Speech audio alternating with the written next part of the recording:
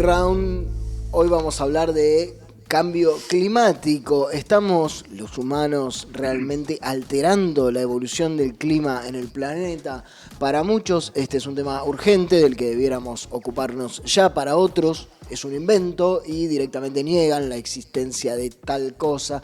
En la búsqueda de algunas respuestas del otro lado del planeta, en Madrid, nos atiende esta llamada Enzo Campetela, que es meteorólogo argentino, rionegrino, que también es un gran divulgador y comunicador y que además da cursos, capacita, forma en la cuestión. Fue colaborador del Servicio Meteorológico Argentino e integra el equipo de Meteorred, que es uno de los portales de meteorología más importantes del mundo, básicamente. Bueno, te saludamos, Enzo. ¿Cómo estás? ¿Cómo está todo allá por Madrid? Bien, bien, ¿cómo están ustedes? Muy bien, aquí empezando el verano. Por suerte todavía no ha llegado el calor tan típico de Madrid, pero está agazapado. Ya tenemos 35 grados, hoy un poquito menos, pero bueno, Bien. Es todavía queda cierto, bastante por así delante. rápido, tengo un amigo viviendo en España que me dice que allá las estaciones, empieza el otoño y empieza el otoño de verdad. Empieza el invierno Acá y en empieza el Madrid, invierno.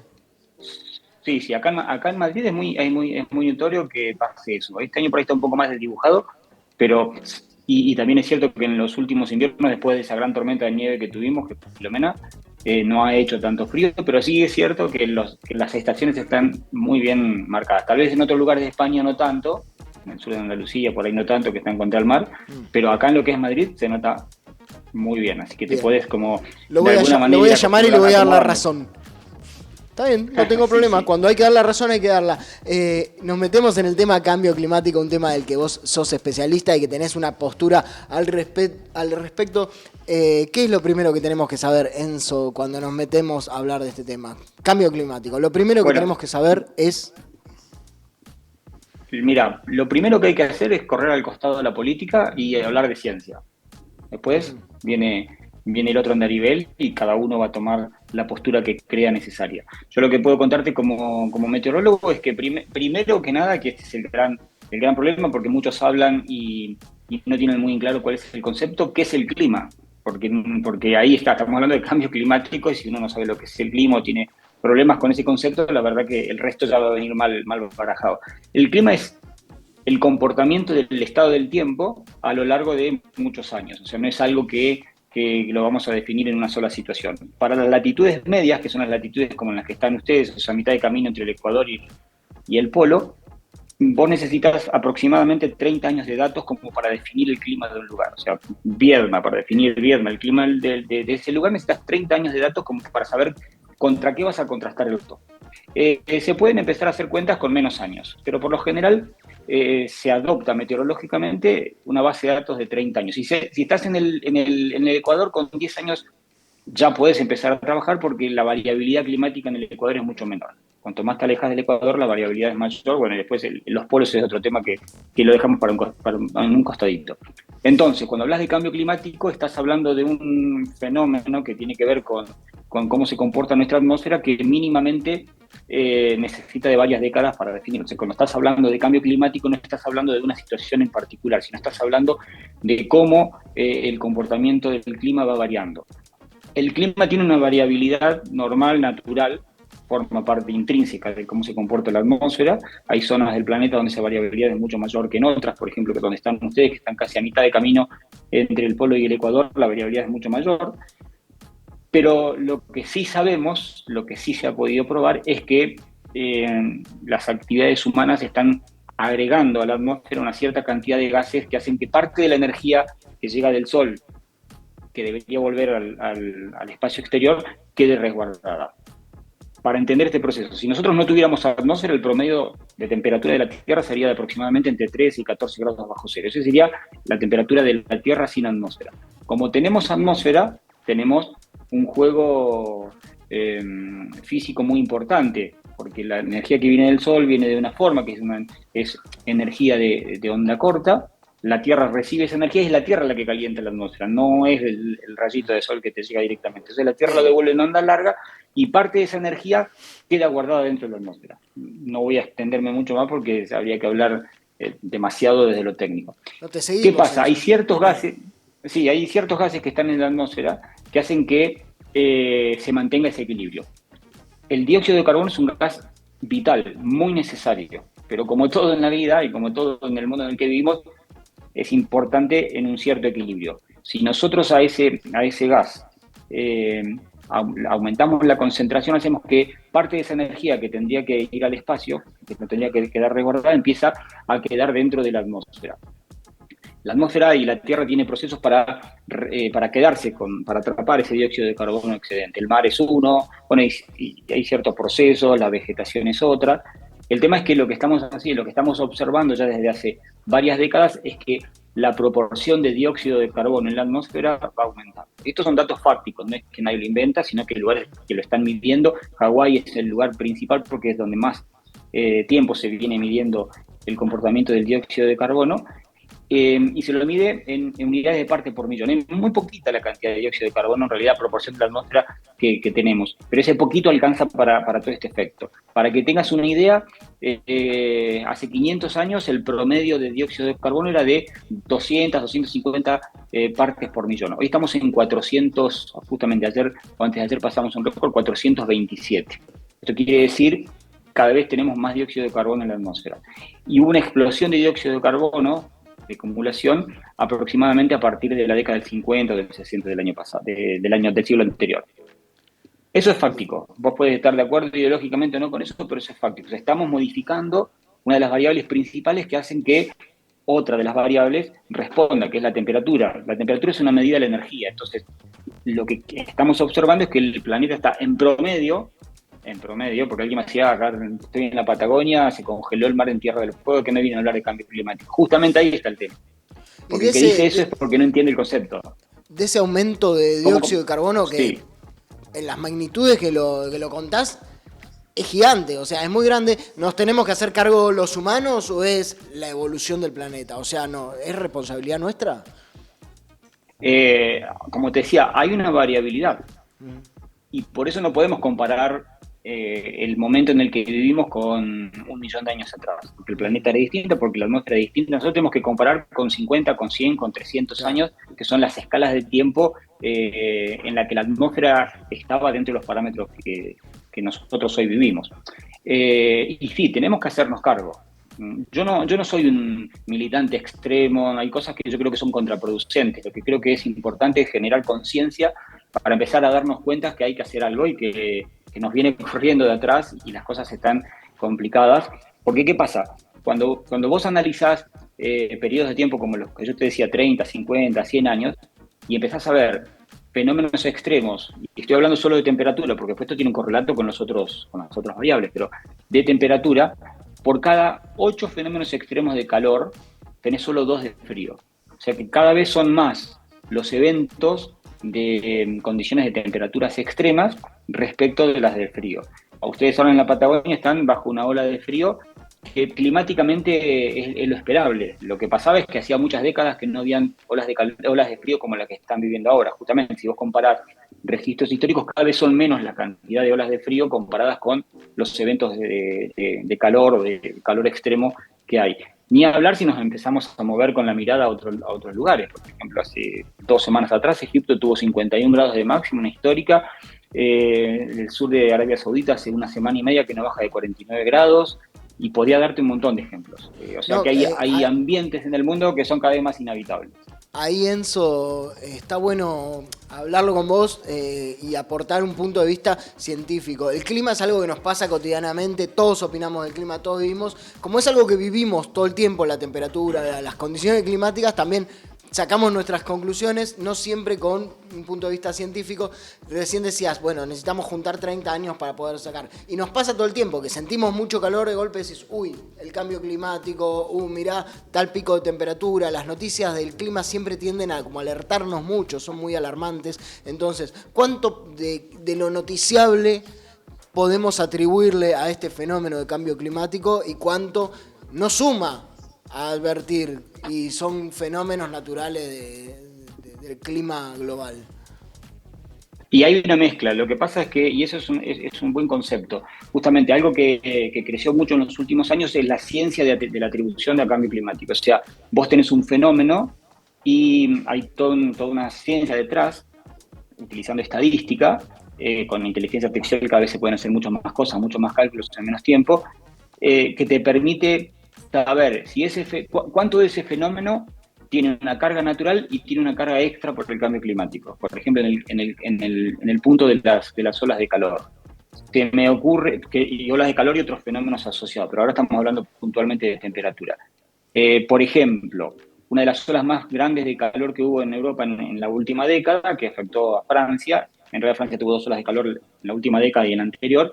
Cuando se hace este tipo de análisis, se llegó a la conclusión de que si el planeta estuviera 1 grado más frío o 8 décimas más frío del actual, la probabilidad de que esas olas de calor ocurrieran bajaba drásticamente al 20%. O sea que vos tenés la manera estadística, hay toda una ciencia detrás de esto, es bastante compleja, de saber hasta qué punto, lo que vos me estás diciendo, hasta qué punto un fenómeno tiene algo de natural y tiene algo de este extra que le estamos sumando.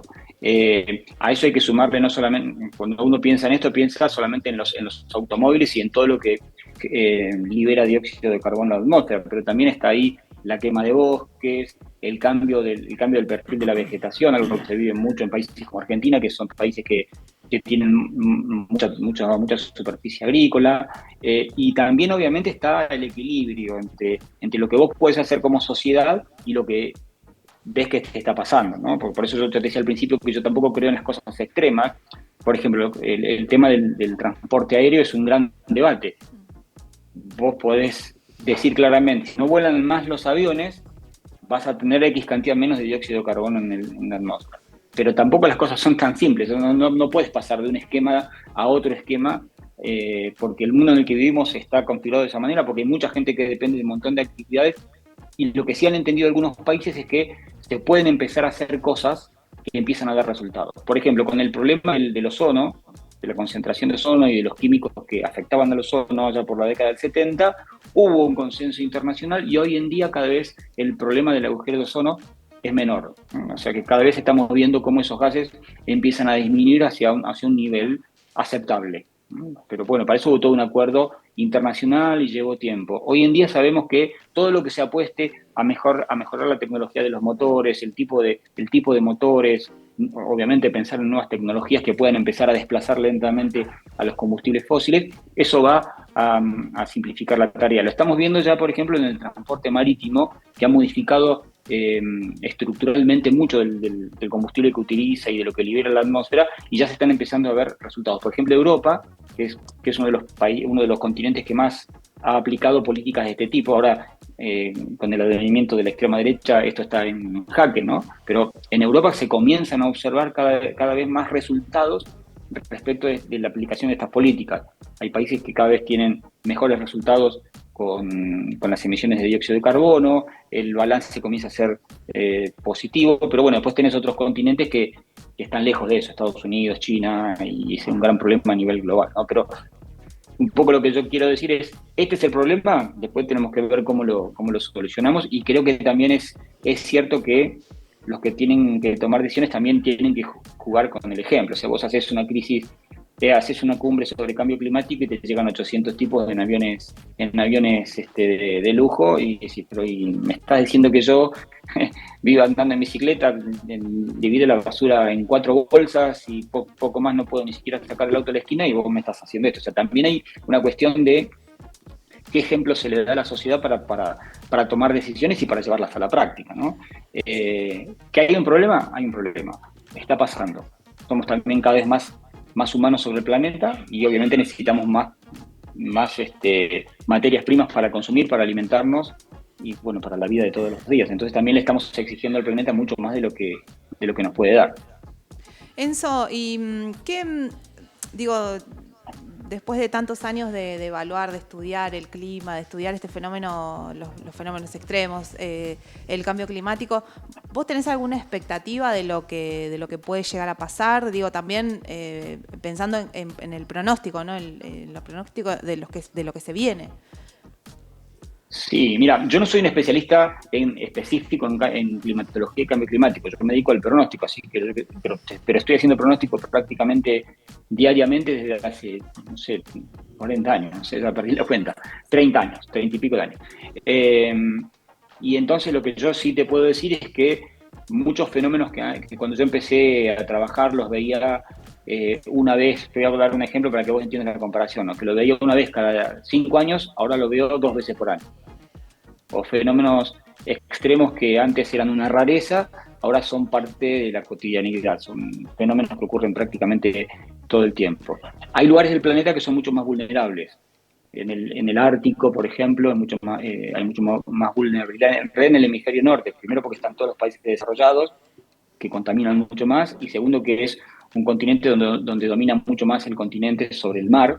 Entonces, la afectación es mucho mayor que en el hemisferio sur, donde domina más el mar sobre el continente. Pero sí, por lo menos yo desde mi experiencia lo que observo es que los fenómenos extremos son cada vez más recurrentes. Un dato que es muy interesante es que la lista de países que han logrado superar los 50 grados se ha triplicado en los últimos 20 años. O sea que antes era Estados Unidos, algún lugar de ahí en Medio Oriente, pero ahora se han sumado México, que no lo tenía, la mayoría de los países del norte de África.